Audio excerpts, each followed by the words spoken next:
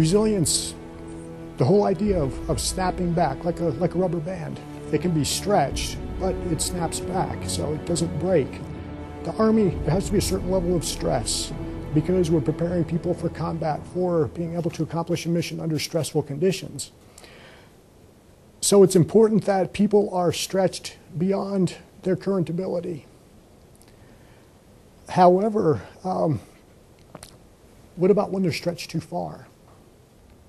When you're training, they tell you to look out for suspicious activity and everything. And it doesn't really click at first when you're going on patrols and there's no cars on the road or anything, there's no people on the side of the street. It doesn't start to click at first, but after a while and you start hearing about IEDs going off when no one was around, then you start to worry a little bit and you really start keeping a lookout for anything and everything.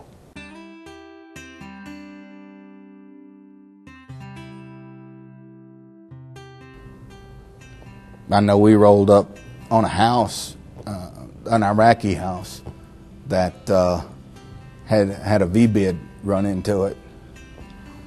And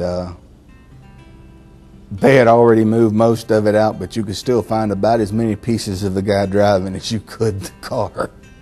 And I mean, what are you going to do? You kind of laugh. They didn't even blow the house down.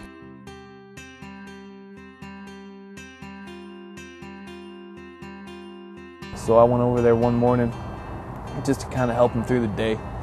And we thought he knew that he was having some serious issues, so he gave me all of his guns just to get the guns out of the house. We thought they were all out of the house.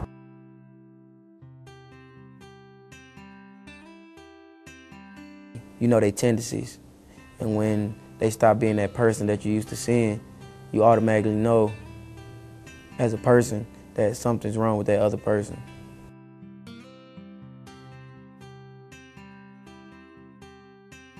We were short one person that we needed, so pretty much everything we had set up was, I guess you could say, what's the word I'm looking for? I guess you messed up.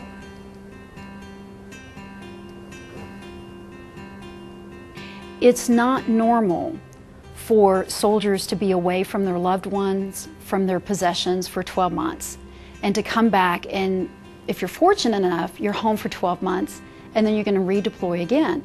It's not normal for the soldiers to endure this, and it's not normal for the family members.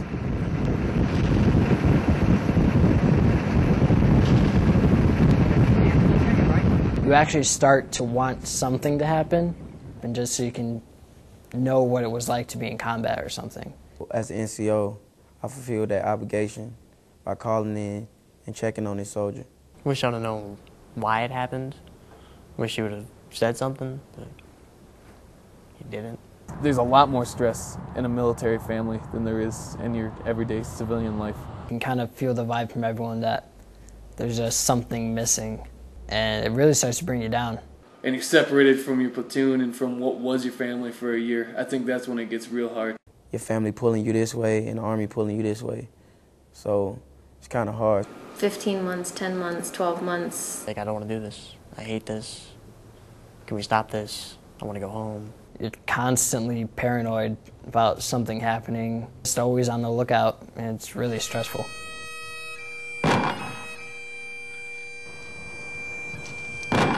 It's never what you expect it to be, and I know we wanted something to happen, but not that early, and we just weren't ready for it.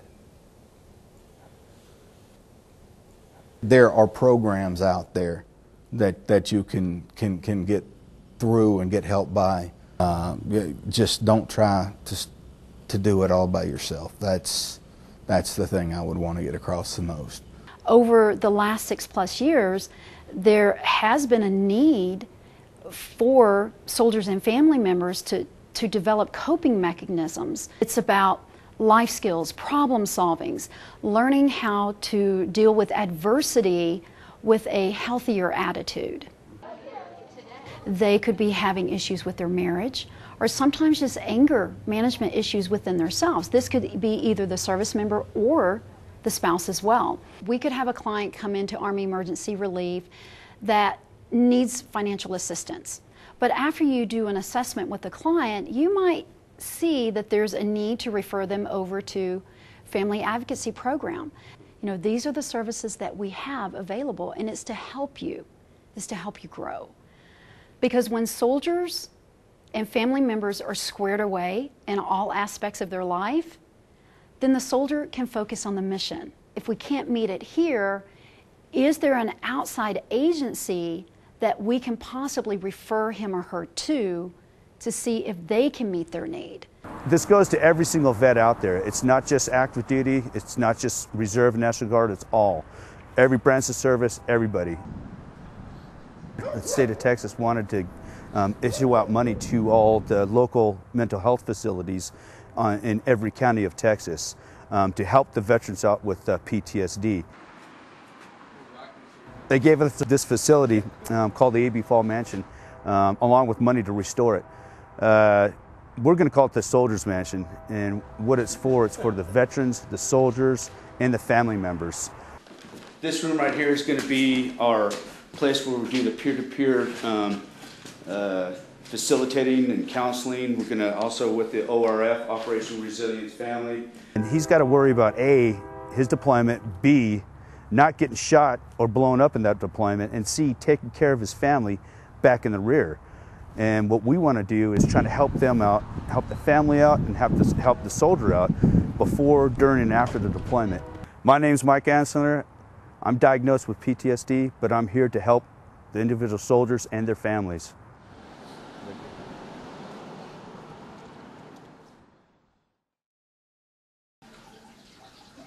We see soldiers grow. We see soldiers not just becoming able to cope with their symptoms, but actually grow beyond their symptoms into even better potential leaders than they were when they came in. We have a population of 30 soldiers at any one point in time are here with us 35 hours. So our core duties are to serve those 35 soldiers and give them the best possible treatment so they can go back and continue to serve. So we will match them up with the availability of services and try to match it to the soldier. It's very, very distressing sometimes to see their pain when they come in, but it's a whole lot easier knowing we have something to offer to help them get past that.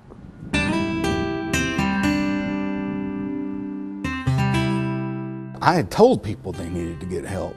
I'm a medic. I talked to them out of suicide, you know, get them up to the next level of care. But that wasn't me, you know, I wasn't that guy. I could see it in other people, but that wasn't me, and it was me. We work so many hours, and some people feel like we don't get paid to do this. We here all night, but it comes with the life of being a soldier. It gets stressful though. Push through it. I mean, there's going to be hard times and there's going to be easy times. And you just got to deal with it. Soldiers work as teams. Soldiers survive in combat because they cover each other. And I think it needs to be the same in this kind of situation as well. It's just another battle. So you just try to stick together and just keep each other out of trouble. You know, I talk to them. Hopefully they feel better. They feel better able to cope, try and help them to regain perspective, help them to figure out a plan, what they need to do. But then, you know, I usher them out of my office and close the door, get back to work, and who deals with them then? It's the person who brought them, their buddy, their NCO. And so when it's a team effort like that, including command becoming involved, that's powerful. That's powerful.